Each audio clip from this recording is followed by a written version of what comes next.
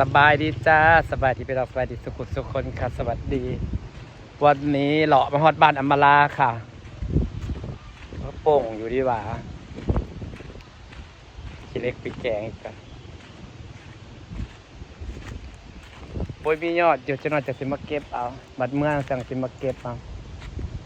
มียอดอยู่มันคือบบโป่งว่าสรุปมันโป่งหลายหนาอะไรกันแน่คิเล็กนี่คนเห็ดสวนมันเสียงทึนอยู่มีแต่คนเห็ดเฮือนพี่น้องเอ้ยขี่รถกายมากนี่มีแต่เฮือนก่อขึ้นใหม่ลายแห้งพอได้ก็อยากได้เฮือนหลังใหม่หลังงามเฮือนสั่นเดียวเฮือนโบราณเก่ากับมั่งเบิดบ้านพลากับปีนี่มั่งประมาณ3-4 หลังแล้วก็เห็ดขึ้นมาใหม่ต่อไปค่ะจะกินข้าวหรอคะคุณแม่กินข้าวคนเดียวเย็นมื้อนี้เข้าหนาวตั้งแต่เช้าสำหรับพอดีใช่ปะเป็นน้ำข้าวบ่ทันอาบน้ำบ่วะตอนไป6 โมงเช้าขี่รถออกไปบ้านลงไปเอาเครื่องน่ะเย็นหนาจนซาเบิดใส่คนเดียว6 โมงเช้ามันก็เย็นอยู่แล้วแหละใส่เสื้อแขนยาว2 ตัวข้างบนตอนแรกว่า6 โมงเช้ามันก็เย็นแล้วเนาะเช้าออกไปตอนนี้ก็เย็นอันนี้ก็ติดต่อสร้างมาแล้วบ่ติดต่อสร้างมาแล้วแต่ว่า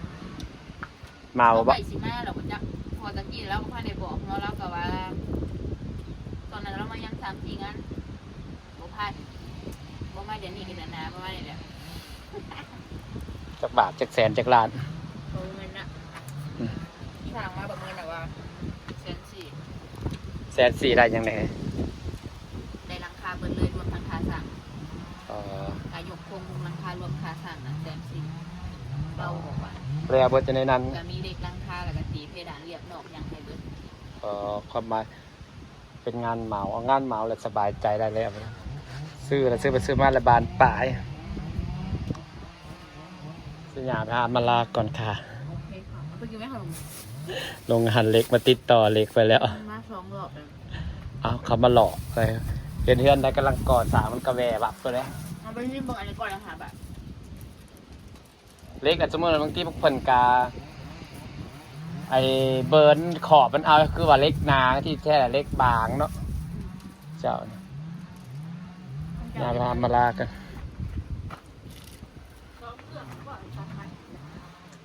2ได้ยินเสียงเลยตัดพื้นลงเตาว่ามันยังคือออกดอกงามแท้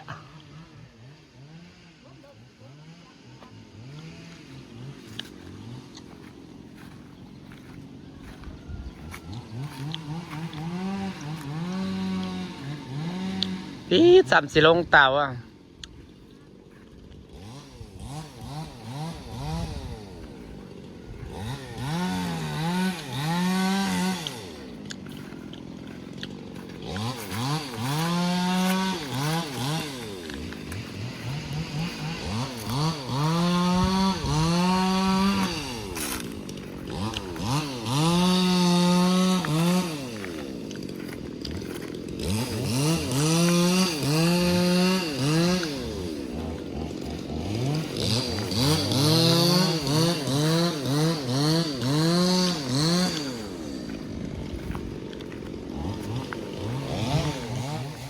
เสร็จเทียนอยู่กลาง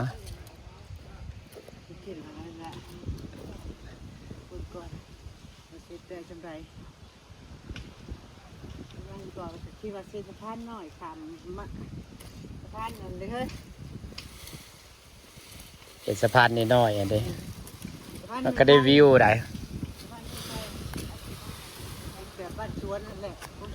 มันจะมีคลิปหนึ่งหรอกคลิปดังๆจะมีสะพานจากย่างความทางสะพานก็ได้ตอนแรกขาดโจกเลยนะ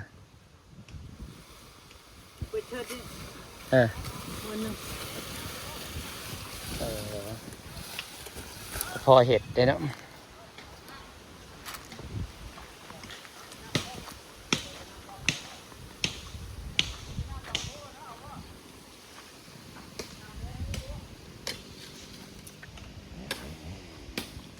นางเศษคอกใส่ไก่นะคะนางเศษปุกตูบน้อยอยู่นี่ว่าก็เป็นตะอยู่เฮ้ยจะเอาตูบอยู่เฮือนในเห็นได้เฮ้ย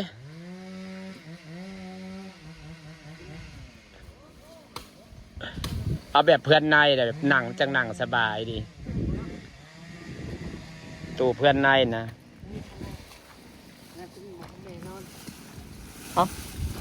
ขึ้นนั่งทั้งใดก็ได้สำหรับหมักแน่นอนได้เช่นนะ เดี๋ยวมันก็โอเคมันก็โอเคดูดีอยู่ตัวมันใหญ่เงี้ยมันถึงจะลงเลยนะ มันจะแคบกว่าเด็กกว่าคันบรรจุคนได้หลายแต่คือตูบคือเฮือนในมึงนะมีแต่หลังคาเลยมีแต่บอลยืนออกละกันพายอยากขึ้นนั่งบอลได้ก็ได้โหลดนะแบบนั้นนะบรรจุได้หลายเวลาแบบว่าหมู่คู่มานั่งเล่นน้ำกันหลายๆคนกันคือคอยวันนะเท่าไรก็12,000แพงอยู่เด้อเนาะตู่ไปเนาะหากเห็นเขาขายที่เพจนั่นแบบว่าเป็นโล่งเลยผมมีอย่างนักก็มีเลยตัวราคาจักละนี่แหละ2-3 ล้านนี่แหละฝั่งมันจะเป็นของสลอยนะคะสลอยเป็นเหตุอย่างวะโครงการหลายขนาดเนาะมีโครงการยังอ้อยนะพุ่นนะโครงการนั่นนะเสียเทือน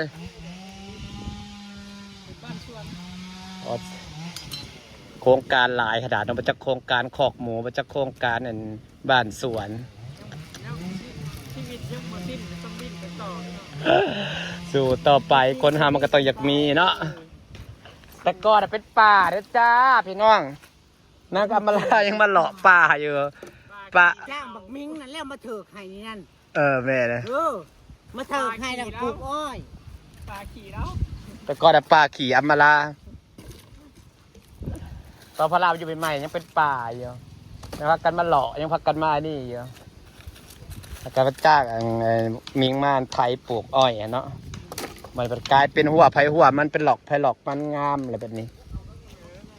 ตั้งเหมาะดีเลยมันแม่นเนาะ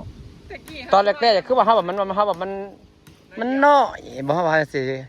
มันมาไทยแปลนผัดโรมากว้างๆมายาวๆหนึ่งเป็นสักส่วนไปเลยอยู่หนาก็ต้องเห็ดยางกระปะไว้ยังมีเงินจากเห็ดเพื่อนเพราะกระทมยาวเหยียดไปเนี่ยมันบริเวณแคบๆเดือดทีนะเนาะตอนบ้านที่เห็ดหัวจะคือว่าแคบเนาะเลยแง่งเยอะแม่นเป็นร้อยจะสีงามดินนะครับว่ามันลายหลดถึงสลบบัดมาทมเป็นเดินอย่างนี้มาทมสิทมเห็ดเทือนอย่างนี้นะมันลุกเององค์มาลาเนี่ยมันสูงตายพ่อทมอะไรยังเกี้ยงของเราใช่ไหมอันนี้เขาโจกขึ้นมาเสื่อยเนาะ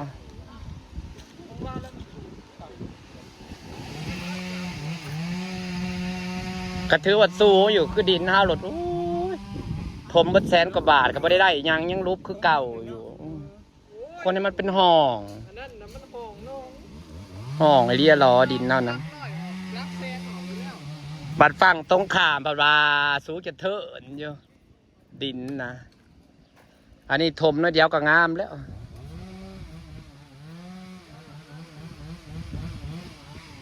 โครงการนานะคะ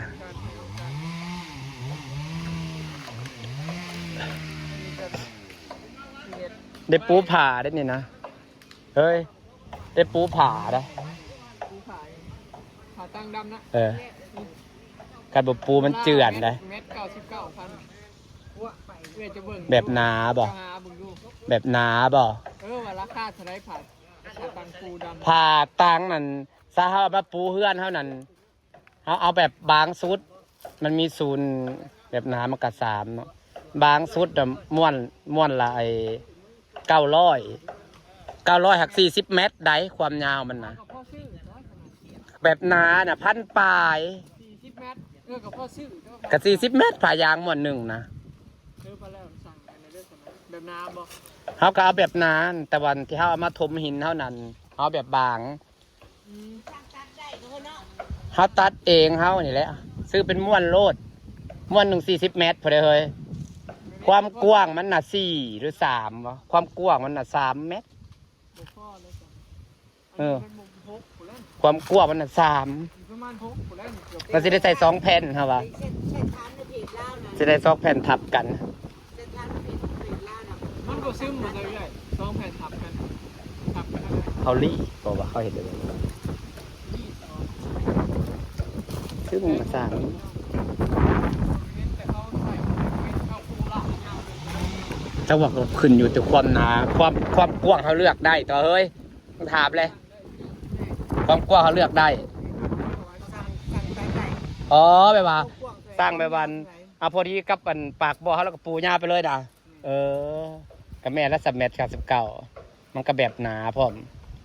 อันตัวเขาสั่งมาปูเพื่อนนะแบบบางเป็นม้วน สิบเบิดหลายละเลย กันนั่นแหละ ต่อเม็ดใด แม่น มันนี่ควบกว้างเท่าไหรควบยาวเท่าไหรแบบ เอาโยกไปเนี่ย16 เมตรข้างเดียวนี่นะ16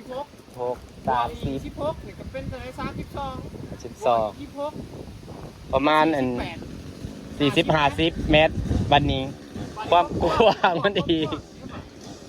ความยาวค่ะแมตร ผมเป็น6 เมตรโผล่ไปเลย 6 เมตร มันต้องได้เผื่ออีกได้ต้องได้เผื่ออีกเผื่อขอบมันอีก ใส่ซะเนี่ยจะต่างก็นี่กับ2 เมตรอยู่ลงเลย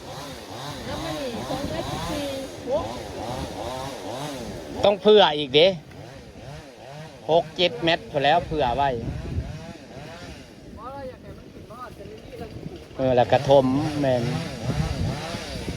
โอ้เห็ดจังประเสริฐได้แต่ละอย่างนะคะ เงินทั้งนั้นจ้าใครดอกอับมาลาเงินหลาย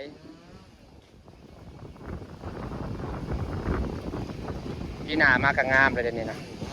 จะมานั่งต้นกันนะมือนึงนะเอาไปอีก5 มื้อไปอีก20,000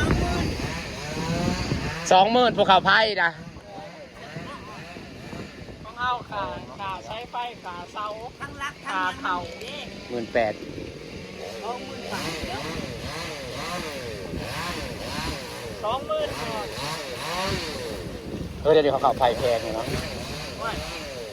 ขาสายไฟกับเอาเสียเองไม่แมตรละ35 บาท ตอนรับข่าว16,000